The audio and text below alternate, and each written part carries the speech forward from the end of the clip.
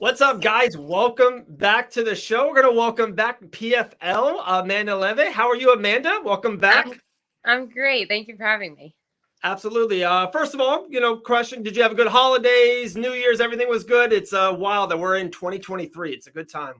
Yes, I had a great holiday. How about you? Very good. No, it was great. We have a lot of kids running around our house, so it was really, really cool. They Let's always get make it into it. more fun, for Oh, wait, sure. say that again? I said kids always make it more fun. Yes, that's one way to say it. That's one way to say it. But all right, let's get into it. Very cool when I saw that announcement, PFL Challenger Series. So with me being a Florida guy, I was at most of the Challenger Series last year. We saw a ton of talent, and the first thing I kind of want to say is that it's unbelievable that a lot of fighters were challengers, quotations, and then they fought. That they were in the playoffs. They were fighting for, Taylor was fighting for $1 million in 1 year. First of all, I know that's a lot there. Does that interest you right off the bat? Like, do you think 2023 can be hey, I'm a challenger, I'm still growing in my MMA career into maybe, a big fight towards the end of the year? Oh, absolutely. Okay. I think anyone has a chance. It's not just about like how good your skill set is. I think it's also about how good you can compete on a stage like the PFL. Right. You already fought on the PFL. Like I said, it's the first time we talked. It was a couple of weeks, and I know that was remember it was like short notice for you and short notice for the opponent. It was a lot of stuff going on. I think that was even during the COVID era, if I can say that word. But does that give you a little familiarity that you fought for the PFL before?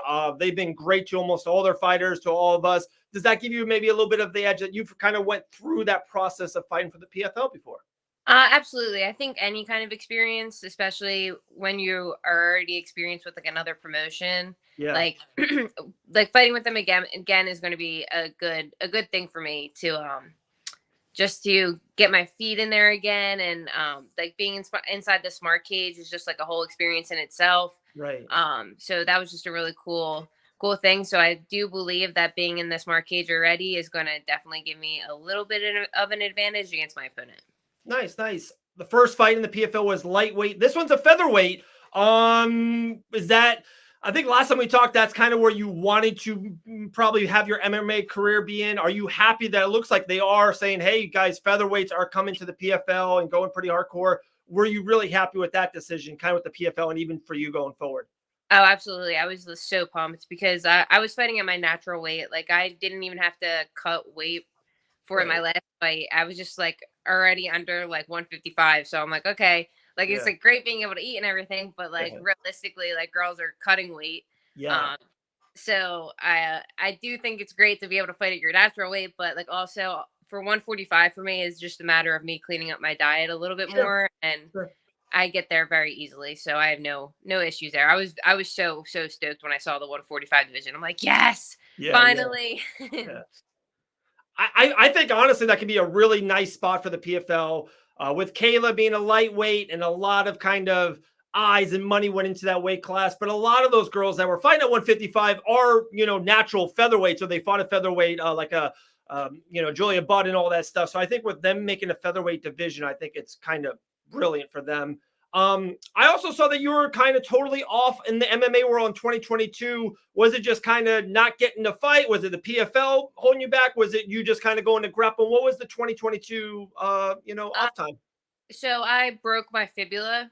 Um, Ooh, yeah, so I competed in London in a grappling match, and it was just like a fluke thing. Like nothing the girl really did, just like the way she came in, like my foot was kind of planted on her like torso, and when she came in, it like snapped. It sounded like a 2x4 going off. It was terrible. And then you're in oh, like, another country, yeah, so that was just like a whole experience in itself. wow, And then when I came back to the United States, I got checked out, and they said basically like you're gonna need surgery. So I had a plate and screws put in.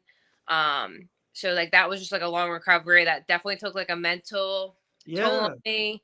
yeah, Like it was a very hard experience for me, especially like missing out on like the MMA career, because I'm like, man, it's a whole year gone. But I know I'm better because of it. I'm more sure. mentally strong because of it. I have more of a fire because of it. So I'm really excited to be able to fight on February 3rd. Yeah, you can't have a comeback without a setback. Exactly. They can't go together. So, wow, I didn't know that. I'm sorry to hear that. From the injury, I would assume, and even mentally and physically, are you just 100%? Are you just that's way behind me? I'm ready to go. No ill effects. Nothing holding you back. Yeah, nothing's holding me back. I'm ready. I'm ready to go. Nice. Wow. Sounds good. All right. I do want to talk about grappling. I am a huge grappling fan. I even knew you before the whole PFL announcement talked about and all your grappling stuff. Kind of two questions I want to take it in. One is, even with that injury, are you still, I would assume you're still always going to kind of dabble in that grappling atmosphere and grappling events and tournaments in the future? Um, maybe. So Ooh. now I'm going back and forth with it because Okay. MMA just takes so much of my time now, Yeah. and even your jiu-jitsu game changes when you're training for MMA. Right. So I'm like picking up on stuff that I'm doing differently. That's like technically would be like a bad habit for jiu-jitsu, and I'm like, is grappling going to be a thing for me in the future? I don't know, because now I feel like I'm just getting all these bad habits because of MMA. Not that they're Okay. bad habits for MMA; they're just bad habits for jiu-jitsu. Um, so we'll see. I'm not really. I haven't like 100% decided what I'm doing yet with that. Okay. Okay. Um, like I said, with me being such a big fan of grappling, and Fury just put on a great show at the end of the year. Our dear friend of Fight Banaz, Jillian Robertson, was in the main event against Rose. Got a nice win. Do you foresee, even if you're not involved, do you foresee? I think grappling in 2023 and 2024, I think there'll be more crossover events and more big events and more events on Fight Pass. Do you like where the grappling sphere and the event and that kind of industry? Do you like where it's moving to and where it's going? Oh, absolutely. It's so cool to see like athletes being able to actually like make money off of the sport now. Right. How much the sport's grown. Even if you just look at like the ADCC, the last event that they put on, it was just Yeah. literally fireworks. Yeah. Yeah. And it's just going to be bigger for the next one. And even the opens that they do like ADCC opens. If you just like watch the kids compete, you're like, oh my gosh, the future of this sport is going to be so cool because these Yeah. kids get after it. It's just a different sport than it was, I think, even just 5 years ago. Oh, it so is. And people, two, like just the two names that come off the top of my head, like a Chase Hooper and Danielle Kelly, they're kind of so young in the sport. And but imagine now another generation under them. Imagine all those 8-year-olds, 10-year-olds, and 12-year-olds, and they're watching you and and Danielle and it's just absolutely crazy. Fun question just popped in my head because you kind of mentioned there. What were you more in the moment? What were you more happier with, the Garcia win or the Barber win? Uh, so it's hard for me to decide because the Gabby match, I just felt like, um, was just like it was just a whole moment for Yeah. me. Yeah, yeah. Yeah, yeah. But like the MMA was my first professional win, and that was just a goal that I've always been chasing since I was like a kid. Yeah. Um, so I would say maybe the Gabby one, just because it Okay. was such a monumental feat, and I was Yeah. such an underdog in that. Like, I was seated eighth, and she was seated first. Yeah. So it was such a big upset. I think that one might take the cake for me. It's one of those, like, you when they ask you who's your favorite kid, it's a tough answer, but secretly we all have one. All right. Just secretly we all have one. I know the Barber win was great. Even a little bit of comeback in there as well, but to get a first, stoppage and all that was just phenomenal. But yeah, everyone has their favorite kid. So I Yeah. get it. I get it. All right, last one. So the events in Orlando, it's a really tight. I don't know if you ever been there for a Challenger Series. Probably not. I would assume it's just awesome. They did such a great job last year. I would assume it's going to be great this year. What is something that you want to just even not prove to yourself, but almost prove to the MMA world, or maybe prove, there's a lot of great girls on that same card as you, but assuming that sooner or later those will be challengers and stuff of that nature. What is something you want, like a statement you want to be made on February 3rd? I just want the statement to be made that I'm a mixed martial artist. I'm not just a grappler. I'm not just a jiu-jitsu girl. I've spent a lot of time like focusing on, making sure that I have like that fight in me, that I could take a beating, but I can also give one. So I just want to be known as a mixed martial artist and not just primarily a grappler. Okay, I love that. I love that. All right, we have 5 fun questions. Not a lot of MMA stuff, just something to people to get to know you better. You ready? Yep. All right, first one. What's your all-time favorite movie? Probably Rocky 4. Gee whiz, what is all right. None of these other questions matter. You already won. Like you already won the event. So there you go. If you could live anywhere in the world, where would you want to live?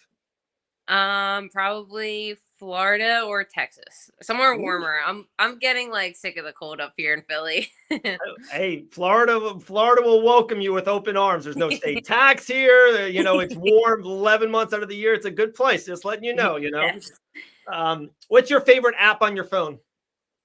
I have this wheel, this spinning wheel. So when I can't make decisions, I spin the wheel to decide what I'm going to do because I'm very indecisive. Yeah. For dinner, is it Chick-fil-A? Is it Panera? I get it. Exactly. I get it. Your all-time favorite candy? Probably just chocolate. Okay. All right. Oh, last one. This is a good one. If you are the promoter for any combat sports event, it could be boxing, could be grappling, it could be MMA. If you could create up any matchup of any time, any era, what would you love to see? If you were just this magical moment, you're the promoter. What would you make? Oh, I would probably do myself against Ronda because I always wanted, when I was a kid, I always wanted to fight Ronda Rousey. Okay. So maybe that would be the matchup for me. There you go. Ronda Rousey versus Amanda Leve. PFL, 100, with the, hey, anything can happen. Jake Paul's in the PFL. You never know. Ronda could be next. The big things. Crazy.